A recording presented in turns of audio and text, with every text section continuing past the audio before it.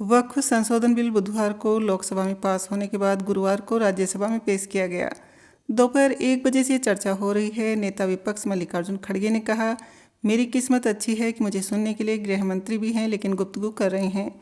उन्होंने कहा, वक्फ बिल के बारे में सारे देश में ऐसा माहौल बना है कि माइनॉरिटीज़ को तंग करने के लिए यह बिल लाया गया है। ऐसा कोई बहुत से बदलाव अगर 1995 के एक्ट से होते तो हम मान लेते। जो वहाँ है वो इसमें डाल दिया, जो नहीं डालना चाहिए वो भी डाल दिया। बीजू जनता दल ने वक्फ बिल पर कहा कि पार्टी ने अपने सांसदों को कोई व्हिप जारी नहीं किया है। सांसद अपनी अंतरात्मा की सुने और वक्फ बिल पर फैसला लें। केंद्रीय स्वास्थ्य मंत्री जेपी नड्डा ने वक्फ बिल पर विपक्ष के रुख को लेकर निशाना साधा। नड्डा ने कहा, हमने कांग्रेस नेतृत्व वाली यूपीए सरकार की तुलना में वक्फ बिल को लेकर कहीं ज़्यादा गंभीरता दिखाई। भाजपा सांसद सुधांशु त्रिवेदी ने कहा, वक्फ ने एक बार ताजमहल पर भी दावा कर दिया था। इसके बाद सुप्रीम कोर्ट ने उन्हें फटकार लगाई थी। इससे पहले लोकसभा में बुधवार को 12 घंटे की चर्चा के बाद वक्फ संशोधन बिल पास हो गया। रात 2 बजे हुई वोटिंग में 520 सांसदों ने भाग लिया। 288 ने पक्ष में और 232 ने विपक्ष में वोट डाले। अल्पसंख्यक मामलों के मंत्री किरेन रिजिजू ने इसे उम्मीद, unified Waqf management, empowerment, efficiency and development नाम दिया।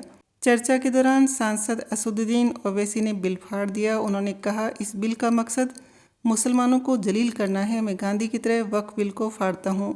बिल पर चर्चा के दौरान गृह मंत्री अमित शाह ने कहा, वक्फ में गैर इस्लामिक नहीं आएगा, ऐसा कोई प्रावधान नहीं है। वोट बैंक के लिए माइनॉरिटीज़ को डराया जा रहा है। इससे पहले राज्यसभा में सुबह भाजपा सांसद अनुराग ठाकुर के कांग्रेस अध्यक्ष मल्लिकार्जुन खड़गे पर बुधवार को दिए बयान पर विपक्ष के सांसदों ने हंगामा किया। दरअसल ठाकुर ने कहा था कि कर्नाटक में वक्फ की ज़मीन का भ्रष्टाचार हुआ है, इसमें कांग्रेस अध्यक्ष खड़गे भी शामिल हैं। इस पर खड़गे ने कहा, आरोप सिद्ध करें या इस्तीफा दें। खड़गे ने कहा, अनुराग ठाकुर उनके या उनके परिवार के किसी भी सदस्य के वक्फ बोर्ड की 1 इंच भी ज़मीन पर कब्जे को साबित कर देते हैं तो मैं राज्यसभा में नेता प्रतिपक्ष पद से इस्तीफा दे दूंगा।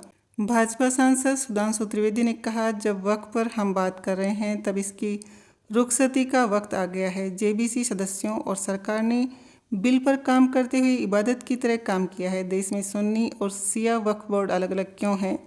हमारी सरकार ने पहली बार मुस्लिम समाज के अंदर सभी वर्गों को प्रतिनिधित्व देने का काम किया है। ताजमहल पर भी वक्फ ने दावा किया।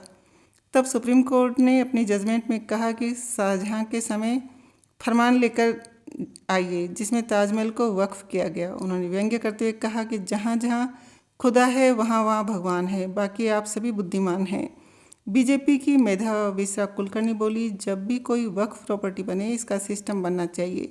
ये अब तक क्यों नहीं किया गया? एक प्रॉपर्टी का कागज़ दिखाते हुए कहा कि इसमें किसी तरह की जानकारी नहीं है, यानी कुछ भी नहीं बताएंगे लेकिन कहेंगे ये ज़मीन उनकी है। ऐसा कैसे हो सकता है? खड़गे ने शायरी के साथ अपना भाषण खत्म किया। नज़र नहीं है, नज़ारों की बात करते हैं, जमी पे चांद सितारों की बात करते हैं। वो हाथ जोड़कर बस्ती को लूटने वाले भरी सभा में सुधारों की बात करते हैं। बड़ा हसीन है उनकी जबां का जादू, लगा के आग बहारों की बात करते हैं। मिली कमान तो अटकी नज़र खजाने पर, नदी सुखा के किनारों की बात करते हैं। वहीं गरीब बनाते हैं आम लोगों को, वही नसीब के मारों की बात करते हैं। खड़गे ने कहा कि सरकार का इरादा ठीक नहीं है। वक्फ लैंड को किसको देंगे ये सामने नहीं आया। व्यापारियों को देंगे मुझे पता नहीं, अंबानी अडानी जैसे लोगों को खिलाएंगे। रिजिजू ने आज बुफे सिस्टम रखा है, जो पहले जाएगा मज़ा पाएगा। खड़गे ने कहा, कलेक्टर अपने फेवर में फैसला करेगा, वक्फ के फेवर में नहीं करेगा। वो खुद ही पार्टी है। नए वक्फ बिल में ये सब बातें हैं। पहले सांसद सहित दूसरे लोग जो मुस्लिम थे वही काउंसिल में शामिल होते थे, अब नॉन मुस्लिम को इसमें शामिल करेंगे। ऐसा क्यों है? मैं भी दलित हूँ, लेकिन मेरे जैसे लोगों को क्यों शामिल नहीं करते? उन्होंने कहा, जो लोग जिस धर्म में विश्वास रखते हैं उन्हें मेंबर बनाया जाता है। मुस्लिमों को तंग करने के लिए आप हर चीज़ में हाथ डाल रहे हैं। अयोध्या के राम मंदिर में किसी मुस्लिम को लिया क्या? वहाँ तो आपने मेरे जैसे हिंदू दलित को भी नहीं लिया। आप मिट्टी में उसको दबाने की कोशिश करेंगे तो वो बीज है, मिट्टी से फिर उगते हैं। मैं गृह मंत्री से अपील करूंगा कि आप इसे वापस ले लें, इसे प्रेस्टीज इश्यू न बनाएं। मुसलमानों के लिए अच्छा नहीं है, संविधान के खिलाफ है। खड़गे बोले, विपक्ष के सभी लोगों ने बिल को स्वीकार नहीं किया, इसका मतलब इसमें खामियां हैं।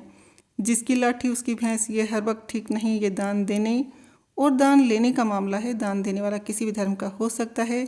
इन्हें ध्यान में रखने की जगह आपने माइनॉरिटीज़ के हकों को छीनने की कोशिश की है।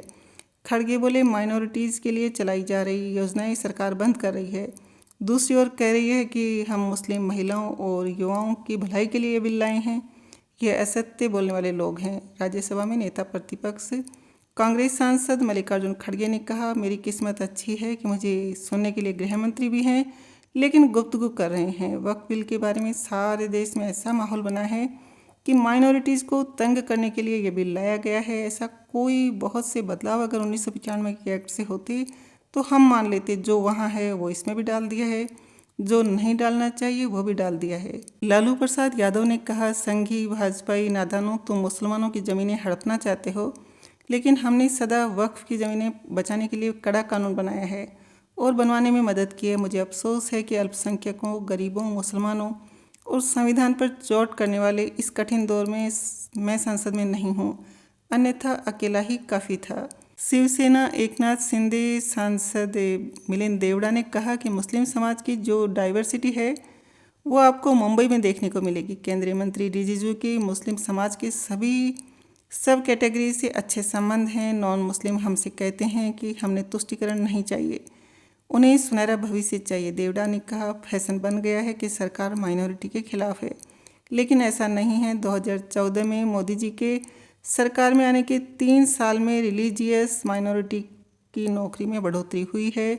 जम्मू कश्मीर में 370 हटने के बाद से विकास हो रहा है। 370 हटने का सबसे ज़्यादा फ़ायदा कश्मीरी मुस्लिमों को हुआ। 3 साल के जम्मू कश्मीर में पर कैपिटा इनकम 1.20 लाख से 1.70 लाख रुपए हो गई है। बीआरएस सांसद के आर सुरेश रेड्डी ने कहा, हम इस बिल के खिलाफ हैं। ईस्ट, वेस्ट, नॉर्थ और साउथ सभी जगहों के वक्फ बोर्ड को बुलाकर बिल समझाना चाहिए था। बताया गया कि ये प्रोग्रेसिव बिल है, लेकिन ऐसा नहीं है।